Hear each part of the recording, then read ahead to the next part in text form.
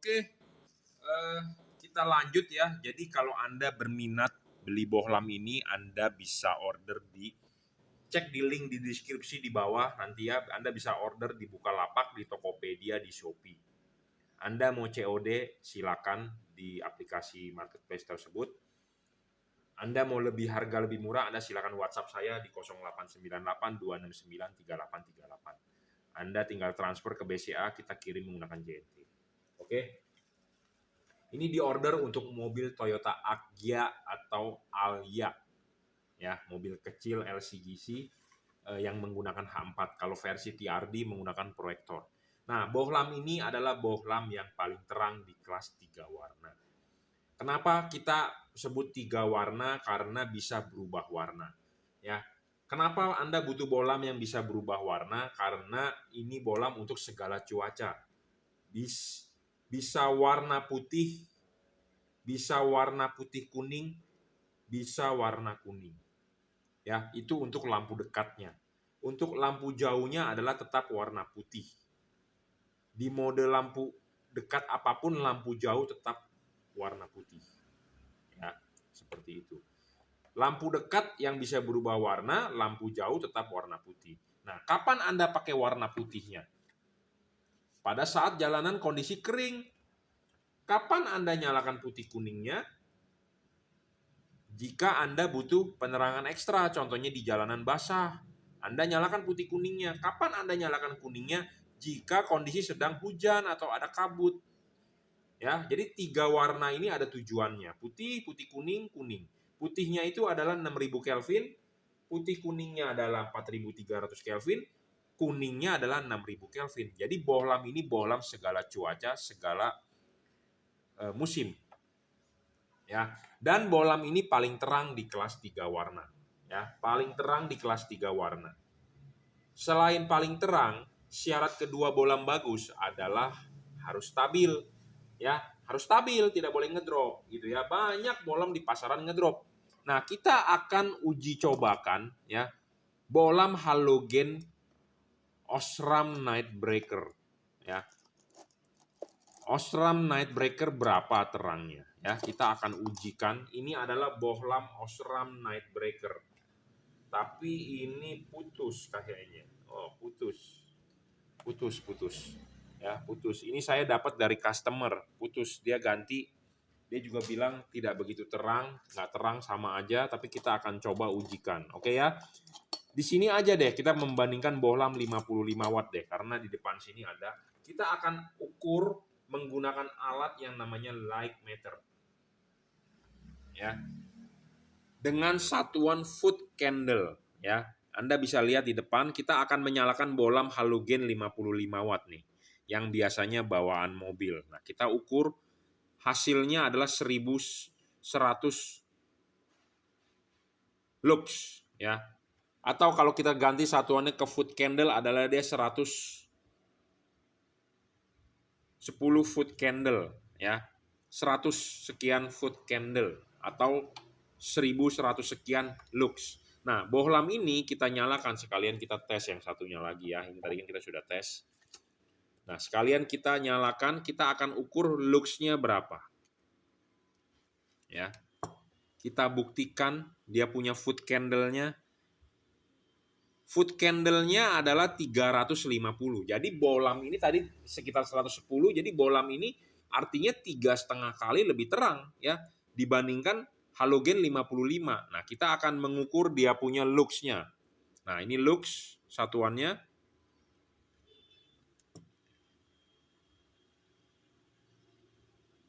Ya, sekitar 3.600-an tuh, hampir 3.700 tuh. Ya. Bisa 3.700 lux bohlam ini. Jadi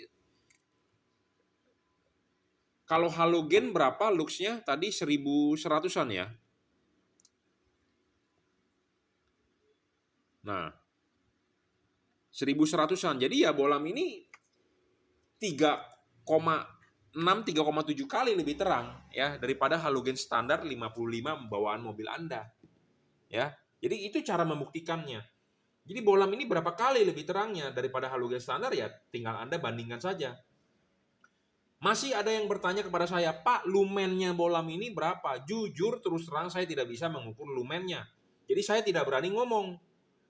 Karena saya orangnya jujur, ngomong apa adanya. Jadi kalau saya nggak bisa ngomong berapa lumennya, saya nggak punya alat ukurnya, bro. Gitu ya, masa saya harus bohongin Anda, Pak, ini 12.000 lumen. Nah, kalau Anda yang masih memperdebatkan, saya perlu data lumennya. Nah, Anda cari pedagang yang bisa membuktikan lumennya. Berapa? Gitu. Nah, saya mau bawa bohlam ini ke dia untuk diukur. Kita adu. Gitu. Ya. Mestinya yang mempunyai alat ukur lumen itu adalah merek terkenal seperti misalnya Philips, Osram, atau ada lembaga Tera seperti Sukovindo atau LIPI atau BPPT. Kalau ada alatnya yang bisa mengukur lumen, saya akan bawa alat ini dan saya akan bayar berapa biayanya, gitu ya. Jadi jujur terus terang saya tidak bisa mengukur lumensnya. Yang bisa saya ukur adalah luxnya, foot candle-nya, dan wattnya. Bolam ini wattnya real 30 watt. Ya, seperti itu. Jadi kita berbicara jujur saja, ya. Kita nggak mau bohongin Anda lah. Buat apa sih kita bohong-bohongin orang gitu ya, hanya untuk gara-gara mencari uang sebanyak-banyaknya. Jadi kita bohongin customer. Itu bukan prinsip hidup saya gitu ya. Bukan prinsip hidup saya untuk membohongi Anda soal watt. Kita berbicara jujur saja ya. Kalau saya tidak tahu lumennya, masih banyak orang beranggapan lumens. Nah, sekarang Anda tahu tidak bolam H4 asli bawaan pabrik itu berapa lumen? Tahu nggak? Ya, banyak juga yang tidak tahu. Tetapi kadang-kadang orang berlaga seperti sok pintar, ya bukan sok pintar, berlaga seperti ingin tahu dan dia hebat gitu, dia mau bertanya lumen. Saya jelaskan malah dia lebih ngeyel gitu ya. Saya jujur terus terang, saya tidak bisa menjelaskan berapa lumennya. Tapi kalau Anda minta data lebih terangnya berapa kali dari halogen, saya bisa buktikan. Ya, seperti itu. Wattnya sudah besar, luxnya sudah besar, foot candle-nya sudah besar, satuan cahayanya sudah besar, harus stabil, bro. Banyak bolam di pasaran tidak stabil. Kenapa? Diukur pertama kali 5 menit di awal terang. Tetapi setelah nyala 5 menit kemudian ngedrop, wattnya turun, cahayanya turun, dia meredup. Kenapa seperti itu? Karena kepanasan. Kalau dengan alasan karena kepanasan, dia ada sensor temperatur, dia menurunkan wattnya, berarti dia tidak cocok dipakai di Indonesia. Kenapa saya bilang tidak cocok dipakai di Indonesia? Karena Indonesia negara panas, iklimnya tropis, tidak ada di Indonesia musim dingin. Jadi artinya LED tersebut akan ngedrop terus. Jadi dia akan di batas bawah wattnya. Jangan bilang wattnya adalah 52 kalau begitu. Anda bilangnya wattnya di batas bawah, hanya 20 misalnya. Nah, bolam ini 30 watt ya 30 watt dari awal sampai akhir. Jadi kalau Anda jalan dari Jakarta ke Bandung 30 watt nyala di Jelambar, Grogol, Anda berangkat sampai di Bandung harus 30 watt. Intinya itu. Ya. Syarat kedua bolam bagus adalah harus stabil. Syarat ketiga adalah harus adjustable. Bolam ini harus bisa adjustable. Kenapa? Kalau Anda beli bolam fix fokus, Anda rugi. Kalau Anda beli bolam yang tidak bisa disetel, Anda rugi. Kenapa? Karena untuk menggeser bayangan gelap, satu. Kedua, untuk mencari fokusnya. Ketiga, untuk membentuk cut off, gitu ya. Karena reflektor Anda itu punya halogen, lahirnya dipakai halogen.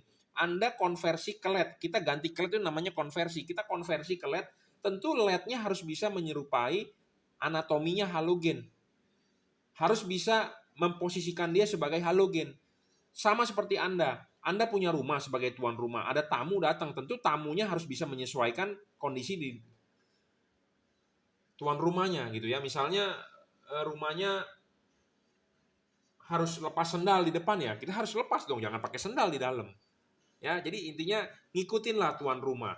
Contohnya misalnya Olimpiade atau PON atau MotoGP ya di Mandalika lagi diomongin di grup-grup motor, katanya kita nanti mau touring ke sana.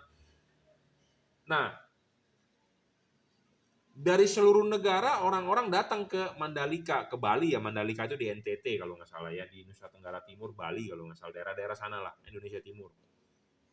Makanan di situ misalnya disajikan nasi goreng rendang, ya tentu si atlet balap itu yang ikut. Jadi ngikutin makanan tuan rumah, masa kita ituin salad gitu ya, makanan bule. Tapi mungkin aja ya, saya juga nggak tahu. Tapi maksudnya adalah Reflektor itu punya halogen. Tentu kita mengganti LED, ya kita LED-nya harus menyesuaikan ke halogen gitu ya. Supaya kenapa? Hasilnya bagus. Cut off-nya bagus. Nah, makanya anatominya harus sama seperti halogen. Anatomi halogen itu harus ada payung. Nah, ini halogen H4 asli bawaan mobil Anda yang saya pecahkan kacanya. Ini ada payung. Payungnya Anda lihat, menyerupai dengan yang di sini.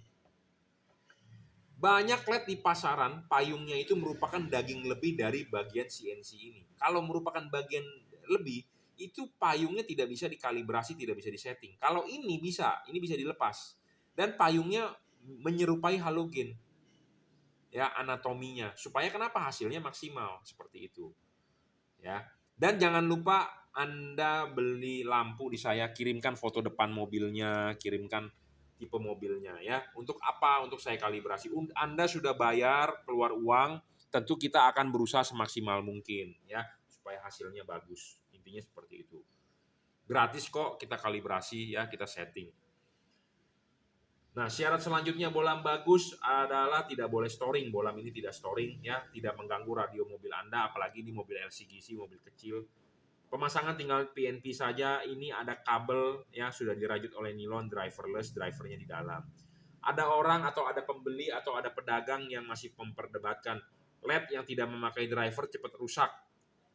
Ya, sebenarnya LED ini ada driver tidak? Driver itu apa sih? Balas. Balas kalau di HID. LED ini pasti ada driver. Di mana drivernya? Di dalam, inside. Kenapa dia bisa di dalam? Dan ada LED drivernya di luar. Kalau LED yang drivernya di luar, artinya dia besar. Komponennya besar. Nah, Anda tahu charger zaman dulu laptop itu segede batu bata. Zaman sekarang charger laptop sudah mengecil. Jadi artinya apa? Komponen elektronik itu makin mengecil. Zaman dulu handphone segede batu bata. Zaman sekarang handphone udah mungil-mungil, kecil-kecil dan lebih canggih. Jadi maksudnya adalah komponen makin mengecil. Tentu kita lebih bagus insight di dalam supaya Anda pemasangan lebih mudah dan plug and play. Seperti itu tujuannya. Jadi drivernya ada atau tidak? Ini ada drivernya tapi di mana? Di dalam, bukan eksternal ya, seperti itu. Nah, syarat selanjutnya lagi bolam bagus adalah soal pendinginan. Pendinginan itu penting, kenapa? Karena umurnya LED itu dipegang oleh yang namanya pendinginan. Makin panas makin cepat rusak, makin panas makin ngedrop, makin panas wattnya makin turun, makin panas cahayanya juga makin meredup, seperti itu. Nah, Anda kalau masang jangan lupa lepas dulu ininya. Ini sudah dilepas, diklipin, baru pasang karet. Ya, pasang karet, karet masuk duduk dengan benar, baru bohlamnya masuk. Saya sudah mengulang-ulang video ini, masih banyak orang yang bertanya kepada saya, Pak, masangnya bagaimana? Berarti dia tidak menyimak video ini. Ya, Anda sudah beli LED di saya tapi masih tidak menyimak, Anda rugi. Karena banyak yang menyimak video saya karena dia tidak beli di saya. Bahkan dia WA saya, Pak, terima kasih atas tutorialnya. Saya beli di tempat ini, saya kecewa. Dia tidak bisa menjelaskan cara pasang. Tapi Bapak sangat terbuka ya di YouTube menjelaskan ini itu. Oke, tidak masalah Bapak tidak beli di saya. Saya berterima kasih juga Bapak sudah nonton. Tapi saya lebih berharap nanti ke depannya Bapak beli di saya dan Bapak merekomendasikan ke teman-teman atau ke saudara. Ya, jangan sampai Anda beli di pedagang yang nggak mengerti cara pasang. Ditanya spesifikasinya apa, dijawab sesuai deskripsi. Saya juga tahu sesuai deskripsi. Kebanyakan deskripsi itu ditulis indah-indah. Kenyataannya adalah begini. Ya, saya juga tidak mau menulis deskripsi indah-indah. Anda tinggal melihat video review saya. Ya, jadi LED ini ada yang namanya heatsink. Heatsink makin gede makin bagus. Heatsink ini makin gede makin bagus, makin tinggi makin lebar, makin tipis makin bagus. Kenapa? Untuk pendinginan. LED ini berpendingin heatsink dan kipas. Banyak di pasaran LED berpendingin hanya kipas tanpa heatsink. Dan di sini teknologinya adalah double cooper PCB, bukan single cooper seperti Philips atau Osram. Nah, pemasangan LED ini masih terlihat heatsink. Jadi artinya apa? Kipas angin berputar, kipas masih bisa meniup angin untuk membuang panas. Kalau tidak ada heatsink artinya tidak ada pendinginan. Kenapa? Karena kipasnya akan tertutup oleh karet. Karena mobil di Indonesia desainnya menggunakan karet. Jadi pendinginan LED ini cocok untuk mobil di Indonesia. Karena mobil di Indonesia itu satu, macet. dan panas ya, makin macet makin panas ya, seperti itu. Jadi ini untuk syarat pendinginan sangat terpenuhi ya. Kipas angin berputar, angin akan meniup, dia akan keluar dari sini, celah-celah sini. Atau menurut Anda tiup keluar sini, dia akan menyedot angin dari sini. Kalau tidak ada heatsink artinya tidak ada sirkulasi, berarti tidak ada pendinginan ya. Kalau tidak ada heatsink artinya dia akan terbungkus oleh karet seperti ini. Ya, itu tidak bagus. Karena mobil Indonesia mobil Jepang di Indonesia adalah menggunakan karet. Semua menggunakan karet. Jadi Anda harus menentukan pendinginan yang penting supaya LED-nya tersebut awet ya. Awet, tidak ngedrop, umurnya panjang ya. Cahayanya tidak menurun.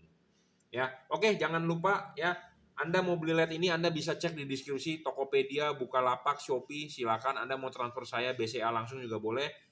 Jangan lupa kirimkan foto depan mobilnya ya untuk saya kalibrasi. Kenapa perlu kalibrasi? Jangan sampai Anda beli LED ini, Anda terang, Anda enak, tetapi Anda tidak aman dan tidak nyaman karena bakal menyilaukan orang, bakal membuat Anda ditangkap atau Anda ditilang karena lampu mobilnya silau. Jangan sampai terang lampunya tetapi terangnya tidak nampak di jalan, terangnya ke atas pohon. Ya. Dan yang paling penting adalah pemasangan LED ini PNP. Anda beli LED ini tidak perlu menyetel tinggi rendah setelan lampu. Setelan tinggi rendah lampu tetaplah original, bawaan pabrik. Ya, tidak perlu di-adjust tinggi rendahnya. Selama Anda memakai halogen arahnya benar, Anda menggunakan LED ini pasti akan benar. Anda tidak perlu menurunkan, ya banyak orang yang diturunkan karena silau katanya. Jadi saya turunkan. Masalahnya adalah begini, LED Anda pasang LED di mobil Anda selama memakai halogen bawaan pabrik itu benar sorotannya. Anda ganti LED jadi ketinggian katanya. Nah, jadi Anda turunkan. Yang salah sebenarnya siapa? Yang salah bukan reflektornya, yang salah adalah LED-nya. Jadi Anda harus beli LED yang cocok dong ke mobil Anda supaya Anda tidak perlu menyetel tinggi rendah. Seperti itu. Karena tinggi rendahnya reflektor Anda sudah pasti benar. Karena itu kan tuan rumahnya punya halogen. Sorotan halogen sudah benar, Anda ganti LED menjadi tidak benar. Yang salah bukan reflektornya. Yang salah adalah LED-nya. Kenapa salah LED-nya? Solusinya bagaimana? Kalibrasi. Kedua adalah Anda beli LED yang anatominya sama seperti halogen. Yang ketiga adalah apa tuh? Lupa saya jadinya. Yang ketiga adalah Anda harus beli yang cocok ke mobil Anda. Kalau tidak cocok, ya Anda mau digimanain pun juga nggak bakal bagus hasilnya. Ya, oke, cukup reviewnya ya. Anda bisa WhatsApp saya 0898 269 3838. Jangan lupa kalau Anda mau beli, Anda bisa Bukalapak, Tokopedia, Shopee, Anda cek deskripsi di bawah. Ya, deskripsi di bawah nanti ada linknya, Anda tinggal bisa langsung beli. Anda mau lebih murah harganya, Anda bisa transfer ke BCA saya. Oke, cukup ya reviewnya. Jadi ini di order untuk Agya atau Alia Toyota LCGC. Terima kasih.